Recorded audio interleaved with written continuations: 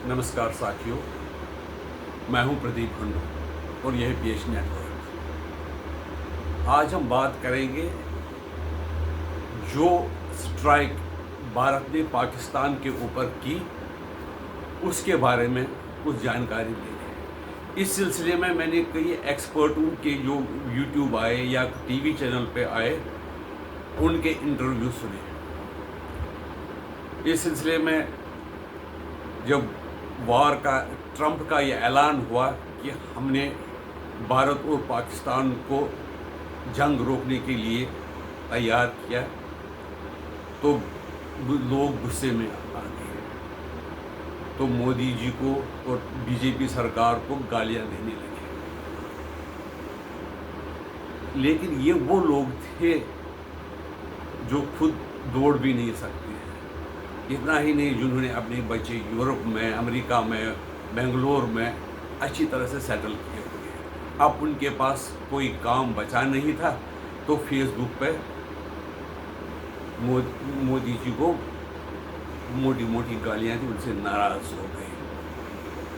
क्योंकि ऐसे लोग जो हैं वो अंग्रेज़ी बहुत जानते हैं। अंग्रेज़ी में उन्होंने बहुत बड़े बड़े पैराग्राफ लिखे, बड़े बड़े नोट लिखे।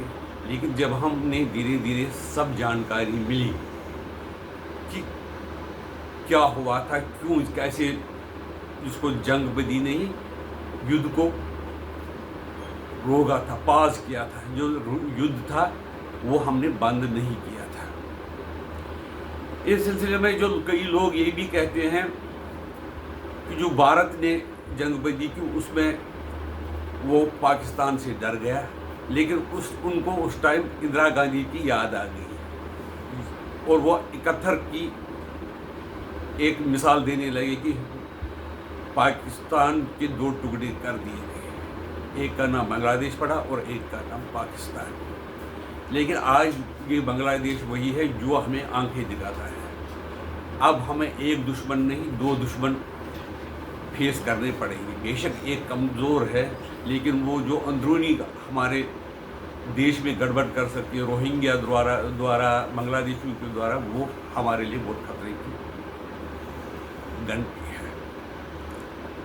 और दूसरा ये है कि हम अगर बलूचिस्तान पर हमला करें और जम्मू कश्मीर को आज़ाद करें, जो पाकिस्तान वाला हिस्सा है, उससे हमें क्या कोई लाभ होगा, ये भी देखना होगा। सरकार सारे एक्सपर्ट से मशवरा करके अपनी कैपेसिटी देखकर वो जो करती है निर्णय लेती है। लेकिन कई क्या होते हैं, कई राजनेता होते हैं जिनको जंग करने में और फिर नए हथियार खरीदने में भी फ़ायदा होता है, उनको कमीशन मिलता है।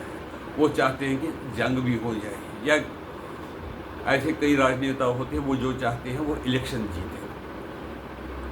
न मोदी जी को लालच था इलेक्शन जीतने का और न हथियार खरीदी में कमीशन हासिल करने का। इसलिए उन्होंने जो भी निर्णय लिया वो देश हित में लिया।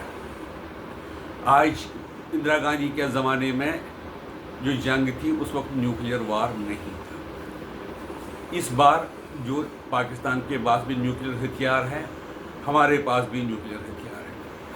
अगर वो बेशक एक ही न्यूक्लियर हथियार का इस्तेमाल करते हैं तो हमारे जो तरक्की है, जो हम प्रगति कर रहे हैं, वो 100 साल पीछे चली जाती है और कितनी हानि जान माल की हो जाती है वो अलग थी। बेशक पाकिस्तान फिर ख़त्म ही हो जाता है। दूसरी बात है, अगर हम पाकिस्तान पर बम डालते, लेकिन वो जो विंड्स है वहाँ से जो चलती है ना, विंड्स का असर वो दूर नहीं है पाकिस्तान, वो विंड्स का असर हमारे देश पे भी पड़ता है।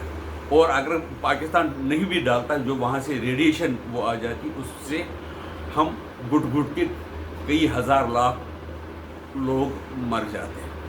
पानी में रेडिएशन हो जाती, हवा में रेडिएशन आ जाती, तो उससे हमें भी बहुत ज़्यादा नुकसान होता है। इस मुकाबले में चाइना क्या करता है कि वो सिर्फ डराता है, जंग नहीं करता है। जब उसको लगता है कि हमारी पोल खुलने वाली है तो वो पीछे हट जाता है। क्या हम ऐसा नहीं कर सकते, हम जंग न करके हम सिर्फ खाली डराएं? और इससे ये भी हम पता लगा सकते हैं कि हमारा दुश्मन कौन है और सच्चा दोस्त कौन है। हमने ये भी देखा कि पिछले जब कार्यकाल था ट्रंप का, तो हाउडी मोदी का प्रोग्राम हुआ, यहाँ पर नमस्ते ट्रंप हुआ, और उससे ट्रंप को ये भी फ़ायदा हुआ कि वहाँ के जो हिंदू थे अमेरिका के, मोदी के कहने पर, इशारे इंडायरेक्ट कहने पर उन्होंने ट्रंप को वोट दिए। और उन्होंने ये भी कहा कि बांग्लादेश में जो हिंदू को जो जुल्म हुआ है उसके खिलाफ हम कार्रवाई करेंगे। इसलिए ट्रंप को लोग हिंदुओं ने वोट दिया। मैं ये नहीं कहना चाहता हूँ कि अगर वो बाइडन को ही वोट देते या कमला हैरिस को वोट देते कि वो अच्छी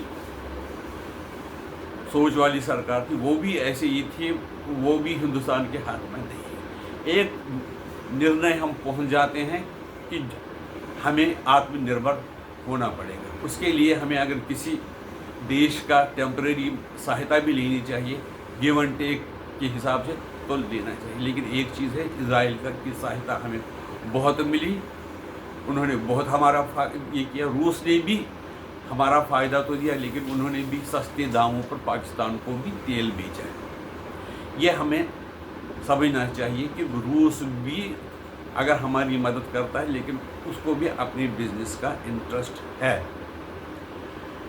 इसलिए मैं दोबारा ये कहना चाहता हूँ, it was war on terror, not for territory. ये हमें याद रखना पड़ेगा। और अगर हमें ऐसी शक्ति बनानी है कि जो पावरफुल भी हो, हम आत्मनिर्भर भी हो, हम शक्तिशाली होकर किसी को क्षमा भी कर ले, ऐसी शक्ति हमें होनी चाहिए। तो इसके लिए हमने जो खुद ही ये अपना देश का कार्य अपने ज़िम्मे लिया है, हमारी फौजियों ने लिया, हमारी सरकार ने लिया, उसमें हम सब सहयोग करें और व्हाट्सएप यूनिवर्सिटी से दूर रहकर सही वेट करके सही समाचार सुनने के बाद कोई अपनी प्रतिक्रिया व्यक्त करे। आपकी राय इसके बारे में क्या है, हमें बता दीजिए। मैं आशा करता हूं कि हमारे चैनल को आप सब्सक्राइब करेंगे। नमस्ते।